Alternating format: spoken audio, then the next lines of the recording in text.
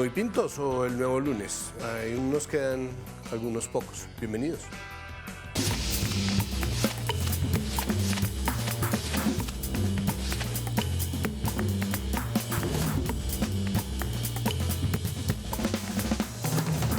Y aprovecharemos hasta el final este espacio para hablar mientras podamos de los temas más urgentes de los cuales no vamos a tratar y que por cuarta semana consecutiva empezamos hablando sobre la situación en Gaza. En un comienzo la idea era simplemente seguirlo mencionando porque es que necesitamos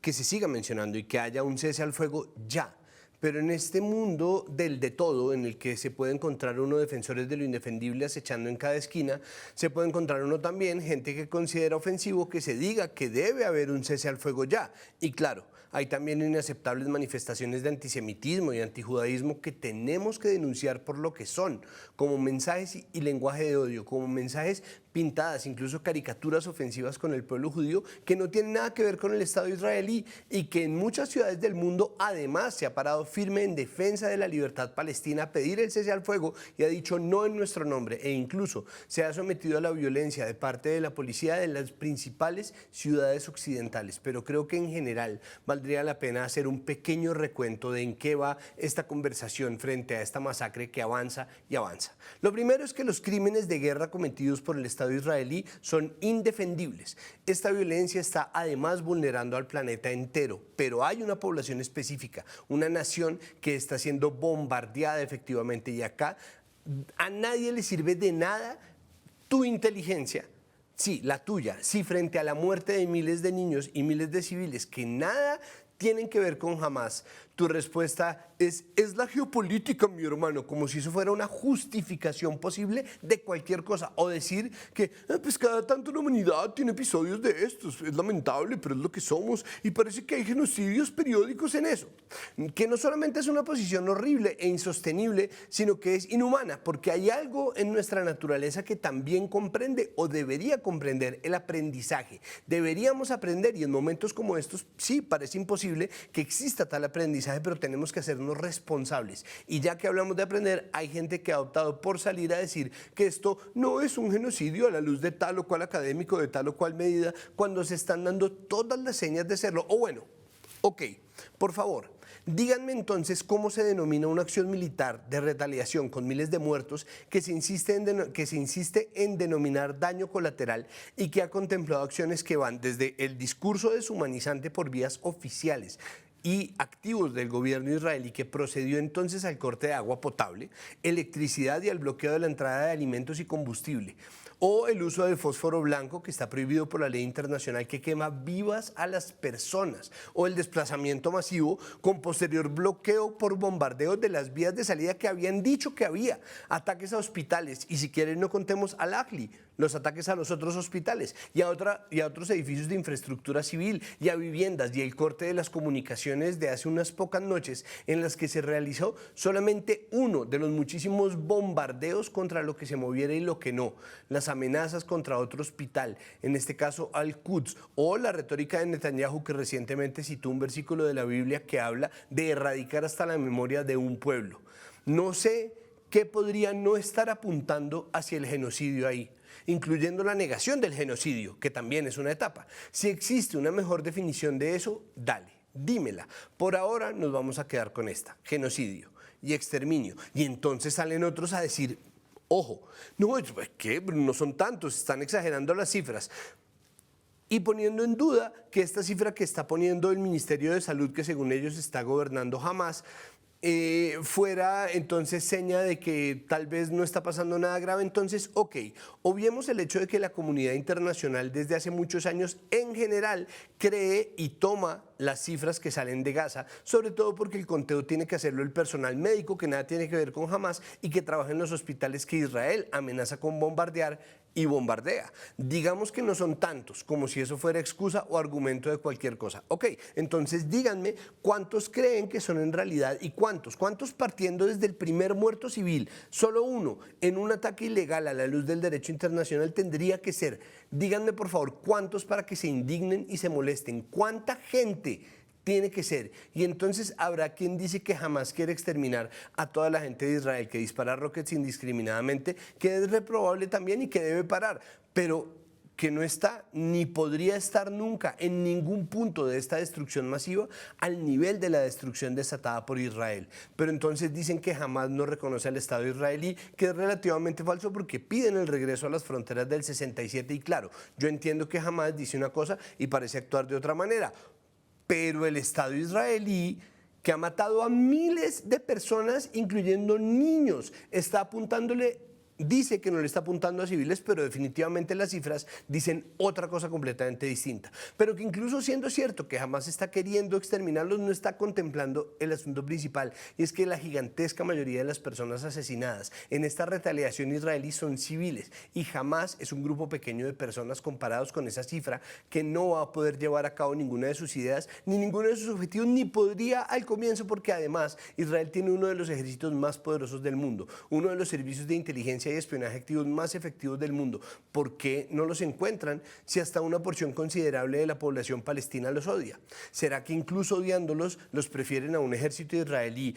que apunta por igual a niños, ancianos, mujeres, periodistas, doctores y a quien sea, que por años han estado dispuestos a acompañar la expulsión de seres humanos de sus casas, la ocupación territorial, la contaminación de fuentes de agua corriente, o porque no están, no parecen estar buscándolos en absoluto, o tal vez ambas? Y ojo, lastimosamente toca recalcar que todo esto nace como una retaliación, una venganza, porque salir a negar, como está haciendo mucha gente, el ataque de Hamás que asesinó a 1.400 personas es una locura. Lo fue el 7 de octubre y lo sigue siendo, y hoy el negacionismo de actos violentos cometidos contra gente indefensa es violencia por sí misma. Pero la respuesta de Israel, negacionista a su vez del exterminio y del genocidio y de los crímenes de guerra que está cometiendo, dista mucho de ser un producto de la tan mentada legítima defensa. Y en este punto ha muerto gente que no tendría por qué morir, demasiada gente, en cantidades que son absolutamente abrumadoras. Y no solamente eso, lo más seguro es que los asesinatos de civiles palestinos por miles estén incubando la siguiente generación de combatientes del Hamás, porque cuando a la gente se la deja sin opciones, actúa en consecuencia. Y eso también tendrá que cargarlo Netanyahu sobre los hombros. Pero además de lo muy grande que es este problema, que más que complicado es complejo, que no es lo mismo, hay un grupúsculo de apologistas de la violencia pretendiendo que honremos el dolor como un derecho para arrasar con todo, bombardear edificios de vivienda, atacar hospitales y cortar las comunicaciones. De nada nos sirve la inteligencia de nadie que no esté dispuesto a exigir, como se está haciendo en el resto de ciudades del mundo, que pare esta demencia, esta barbarie, mientras los principales gobiernos de los países más poderosos del mundo se niegan a ver y siguen apoyando el horror infligido contra la gente en Palestina. Y mientras tanto, en nombre de no sé exactamente qué, porque en este punto ni siquiera podría ser la democracia, Biden y otros gobernantes que se precian de ser tan demócratas y tan liberales y qué sé yo, se arriesgan incluso a perder sus elecciones frente a ultraderechistas como en el caso de Trump, porque sus bases votantes no les van a perdonar que estén apoyando el genocidio y sigan llamándose a sí mismos los buenos. Como dice mi amiga Matos, ojalá ahora sí haya un Dios que no les deje pasar nada de esto, al menos cuando ya se hayan muerto, y que los ponga en su sitio, porque este fracaso de las nociones más básicas de lo que supone ser humano y encontrarnos los unos en los otros y con los otros han quedado fracturadas de una manera en que va a ser muy difícil repararlas, así como ha quedado herido de por vida el sentido de todas las cosas que nos rodean, de cara a esta masacre que tenemos que nosotros ver todos los días de camino a nuestras cosas y a nuestras casas, y no podemos sino seguir exigiendo que acabe, que se haga responsable de crímenes de guerra a quienes están cometiendo estos crímenes, responsables de crímenes de lesa humanidad a quienes se empeñan en este horror, y que esa debe ser nuestra meta en este momento. Y que si para que se calmen los que ahora buscan excusas se debe incluir entonces todos los otros genocidios, buenísimo. El que China está llevando a cabo contra los uigur, el que Azerbaiyán comete contra los armenios en Nagorno-Karabaj, el que se lleva a cabo en el Congo, en Sudán, la guerra en Etiopía, la invasión rusa de Ucrania que ataca también civiles, que así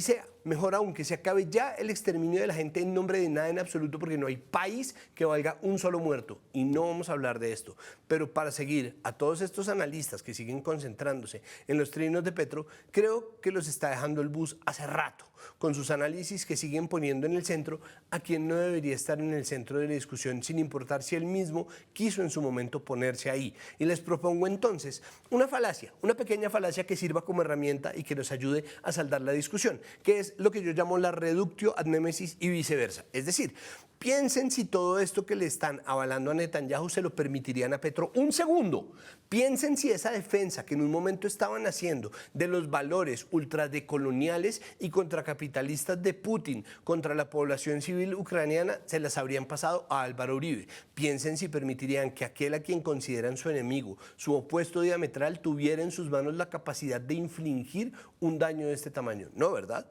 Bueno, pues zanjado por ahora el asunto. Este mismo principio quisiera plantearlo, entre otros, como lectura de nuestro tema de hoy, que son las elecciones regionales de 2023, porque son muchos los análisis apresurados y sesgados de quienes necesitan sacar conclusiones ya,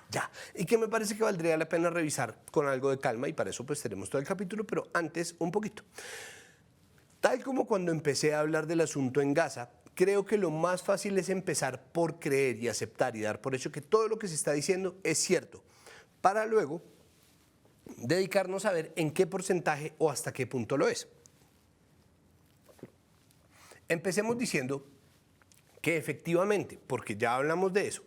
se trató de un plebiscito, una especie de referendo acerca del gobierno Petro. Efectivamente lo fue. No solo porque así ha pasado, sin ir más lejos, hace 4 años de cara al gobierno Duque o de cara al gobierno Santos o a los gobiernos de Uribe, sino porque muchas de estas tendencias se han visto antes y lo fue porque nos dijeron que así era quienes ganaron en las elecciones y los medios que los promocionaron.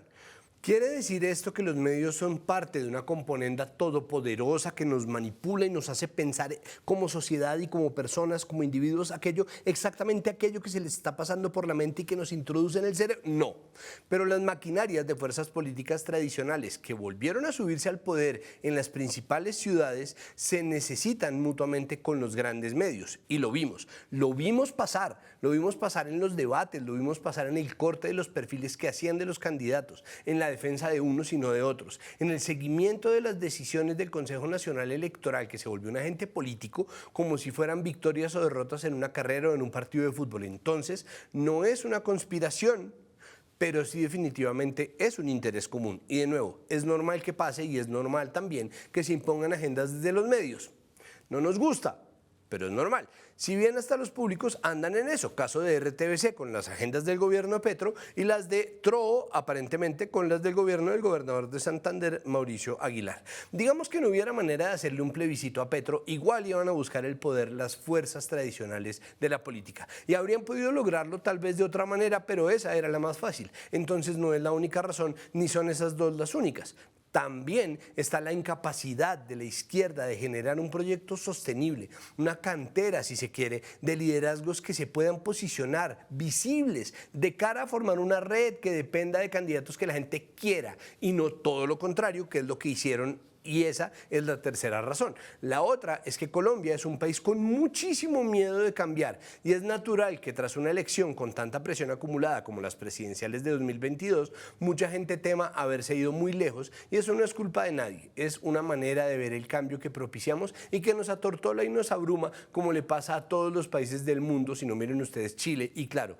hay una presión excesiva sobre el gobierno que confunde lo justo y lo injusto, pero ni el gobierno debe parar de hacer el trabajo para el cual fue elegido y contratado por nosotros, ni los medios van a dejar de hacerle frente y esa desconexión, en cambio, es otra razón por la cual los principales centros administrativos del país quedaron en manos de candidatos con una maquinaria que les permitió estar por encima del 60% en las votaciones, pelea de tigre con burro amarrado como si eso fuera normal en una democracia. Entonces el miedo es una razón y las necesidades de los clanes, familias, élites, empresas políticas o como se los quiera llamar es otra razón y nada de eso garantiza, como mucha otra gente lo insinúa, que este sea el fin de las reformas, que es una tontería decirlo a 24 horas de conocer los resultados, o decir que nunca más se vaya a votar por la izquierda en Colombia, como si pudieran con el deseo y el discurso borrar la votación que ya puso a Petro como presidente, que le quedan 2 años y 10 meses, y así lo hacen, o así parece cuando salen, por ejemplo, a darle el título de presidenciable a Carlos Fernando Galán, alcalde electo de Bogotá, que ni siquiera se ha posesionado en Líbano. Entonces, por favor, déjenlo trabajar, porque es tanta la obsesión con no dejar que maneje Colombia, navegue como mejor o peor pueda, lo que sea que vaya a hacer el gobierno de Petro, que llegan a la ridiculez de esta ansiedad impuesta. Como es ridículo también salir a plantear una dualidad entre los sensatos y buenos de centro, derecha, frente a la maldad irracional de lo que llaman el populismo, como si hubiera una sola fuerza política libre de todas estas prácticas, como si la sensatez fuera una práctica o una virtud exclusiva de la derecha moderada, como es ridículo decir que es una derrota para las bodegas y los influencers, cuando es claro que se trata del triunfo de unas bodegas sobre otras y de unos influencers sobre otros, sin ir más lejos, la elección de Taliana Vargas como alcaldesa de Cali. Y es una derrota para la izquierda, incluso a pesar de algunos triunfos que muestran algún tipo de avance en otros territorios, por lo que podríamos decir que la izquierda sí fracasó efectivamente en muchos empeños, en lugares de gran poder, pero no que fue un fracaso absoluto y rotundo, para lo que yo recomendaría ver los mapas hechos por la silla vacía, que sigue creyendo que el centro existe. Entonces, definitivamente, tienen una posición que no es exactamente la mía. Ahí está, perfecto. Es decir, esos mapas son muchísimo más precisos, un poco porque el centro suele existir más y mejor en favor de los mapas. Y es verdad que Petro debería poner atención a esto. Definitivamente sí, y parece que su discurso de ayer es prueba de que entendió que lo mejor es encajar el golpe y dialogar. Ahora vamos a ver qué conclusión saca de ese mismo golpe y qué decide hacer. Y en medio de todo hay episodios inaceptables, como la muerte de la registradora municipal de Gamarra en el Cesar, Duperle Arévalo, en un acto irracional, absolutamente evitable de violencia por parte de un grupo de manifestantes, de un manifestante, o la elección como concejal en Cali de Andrés Escobar, un tipo que salió a disparar contra la gente, contra civiles que ejercían su derecho a la protesta en medio de las manifestaciones de 2021. Es inaceptable la desinformación, incluyendo un deepfake que utilizó una nota que Noticias 1 nunca realizó para atacar a un candidato en el Putumayo, o las vallas racistas que aparecieron en Cali contra un candidato del Pacto Histórico. Y de todo esto vamos a hablar un poco. Vamos a hablar de las elecciones, del mensaje que queda, la participación de las mujeres y lo que ganaron o no, de lo que se viene y el nuevo mapa político que nos dejan estas elecciones locales 2023. Y por eso nuestro largo hashtag de hoy es el mapa político después de elecciones. Ya volvemos el lunes.